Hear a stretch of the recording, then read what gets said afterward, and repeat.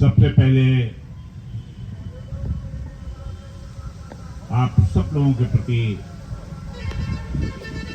मैं साधुवाद देता हूँ और आपको नमो बुद्धाय नमो बुद्धाय नमो बुद्धाय। साधु साधु साधु। मैं आकाश लामा जी के को बहुत बहुत धन्यवाद देता हूँ। आकाश लामा जी को इसलिए मैं धन्यवाद देता हूँ कि जब से इनसे हमारी मुलाकात हुई करीब 1 साल पहले से, तब से एक इशू इन्होंने उठाया है कि हम अपने बोध गया टेम्पल को गैर बुद्धिस्टों से मुक्त कराएंगे। ये इनका कमिटमेंट, ये इनका विचार हमको भी बहुत प्रभावित किया है, कन्विंस किया है। इसलिए मैं इनको साधुवाद देता हूँ और आभार व्यक्त करता हूँ। आप सब जानते हैं कि हमारा देश 1947 में आजाद हुआ और इसके पहले अंग्रेजों की हुकूमत थी और कई वर्षों तक, कई साल तक अंग्रेजों का हमारा देश गुलाम था और उस गुलामी से मुक्ति के लिए हमारे देश के हजारों हजार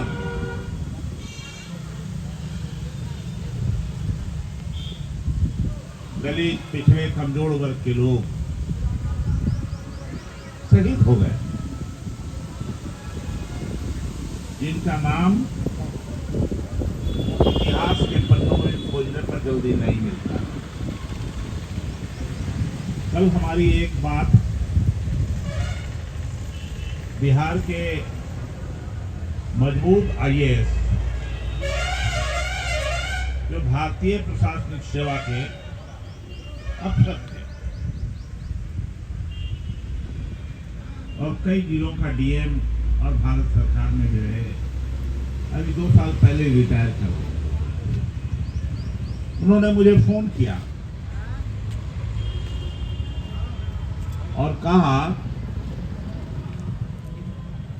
कि यहां से शालीनता खत्म हो गई है, धैर्य खत्म हो गई है और सब कुछ विपरीत धाराओं में चल रही है।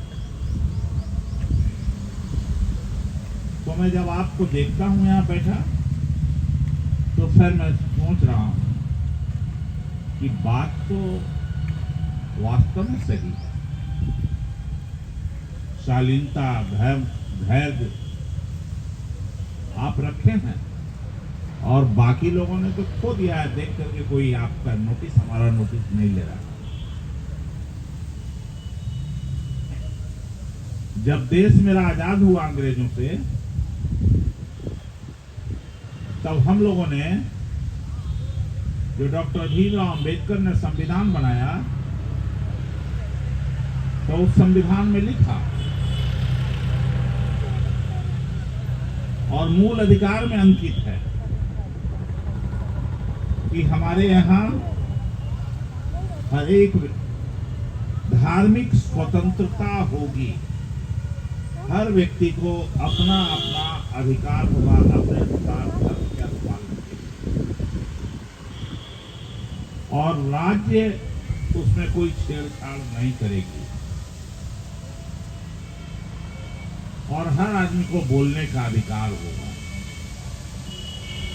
तो धर्मनिरपेक्षता जो हमारे मूल अधिकार में है,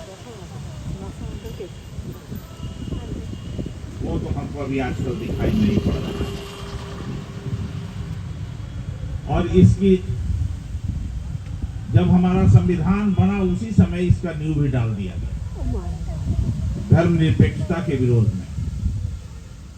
जब 1949 में बोध गया टेम्पल कमेटी का, मैनेजमेंट कमेटी का गठन किया गया और इसका कानून बना। तो इस मैनेजमेंट कमेटी में गैर बुद्धिस्टों को भी रखा गया, जो बुद्धिस्ट नहीं थे। यही कानून बनाया। तो मैं मानता हूं कि तत्कालीन समय में ही धर्मनिरपेक्षता को इन लोगों ने तार तार कर दिया,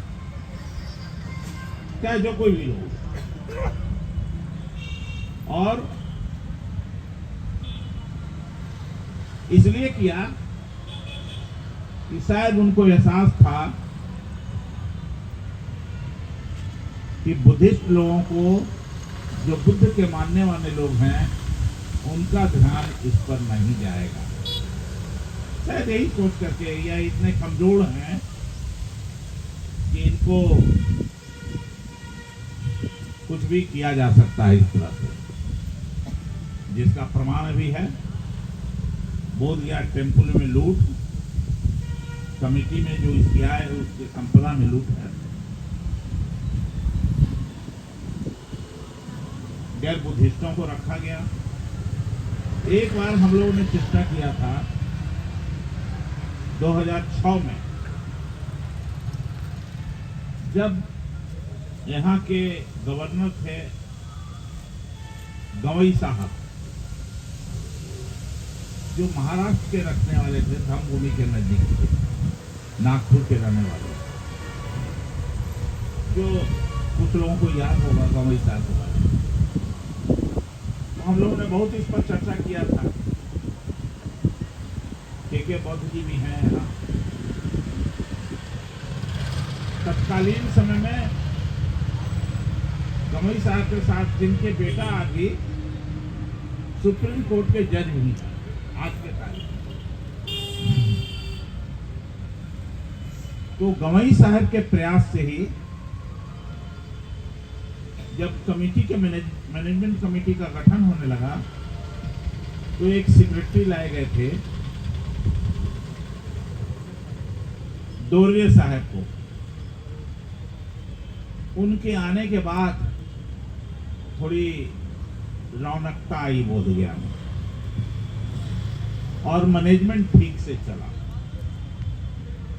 ठीक से चला मतलब जितनी उनकी क्षमता थी उतना उसको उन्होंने संभालने की कोशिश किया। लेकिन उम्र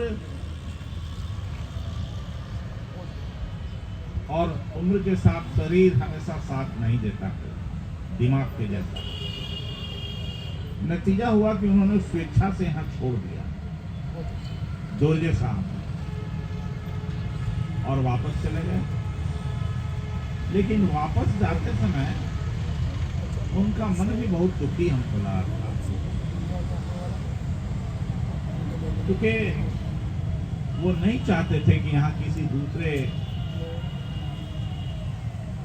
धर्म के लोगों का हस्तक्षेप इस मनुष्य टेम्पल मैनेजमेंट कमेटी में हो। और गवई साहब गवर्नर थे उस समय, उन्होंने भी बहुत चेष्टा किया कि इसको बदला जाए, कानून को बहुत चेष्टा की।